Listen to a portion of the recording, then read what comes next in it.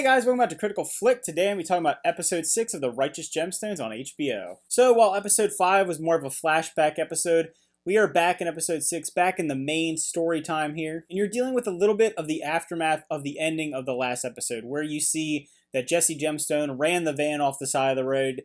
Gideon escaped along with Scotty. So Jesse hauls the old van back to the house, and he decides that, you know what, he's won. It's over. And he's finally foiled the plot of these criminals. And I have to say, some of the little meetings that are between Jesse and his little gang of accomplices are some of the funniest moments. Like I said in the previous few reviews, I think the supporting characters on this show really shine and they really add an extra thing to it.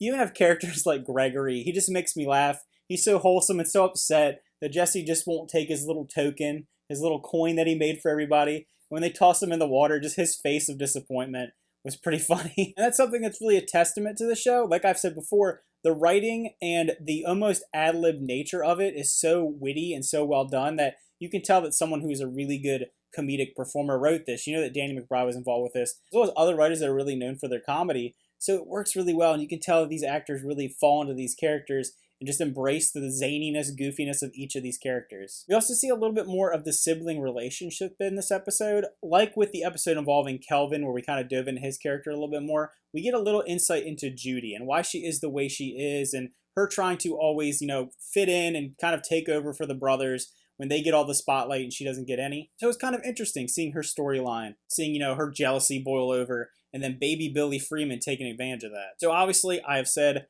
Baby Billy Freeman is my favorite character on the show, and he's great in this episode. He is so manipulative, and just seeing him kind of unfurling his plan to bring down Eli and kind of take over the Gemstone name, you see it here. You see the fact that he wants to replace Amy Lee, kind of use her daughter in her stead. Then you have Judy and Baby Billy Freeman performing misbehaving like we saw in the last episode. So that was kind of cool, seeing Eli there, just kind of boiling with rage watching this happening. You have a screen on the side that's showing Amy Lee and Baby Billy back when they were kids. You see a flashback to the 80s of that as well, and just kind of that scene. You're seeing that things are coming to a head.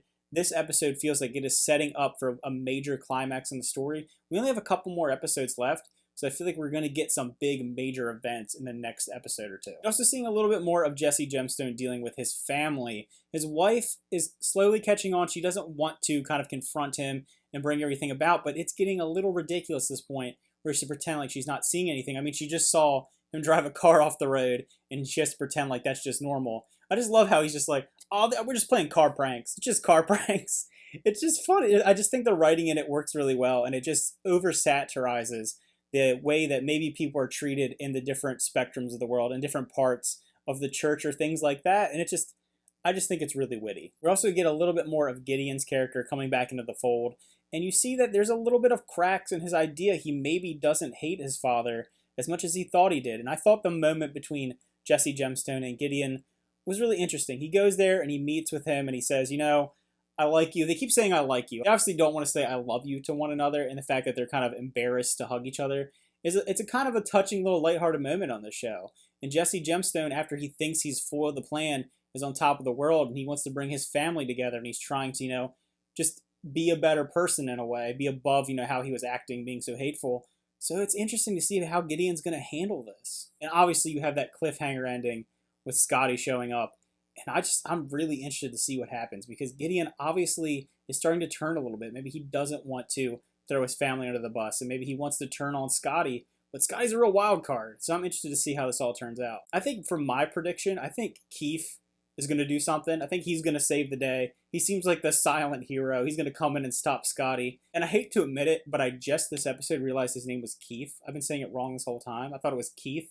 So yeah, I felt pretty dumb about that. And another part of the show that I kind of never really mentioned until this episode is the score. And the soundtrack is actually pretty well done. It really hits the moments where it needs to. It has those swelling orchestral and the gospel moments. It also has some really quirky down south sound to it. And I don't know, I never realized how well it actually works with the different moments in the show. It really amplifies the already ridiculousness of the show. So all in all, like I said, I thought it was another solid episode.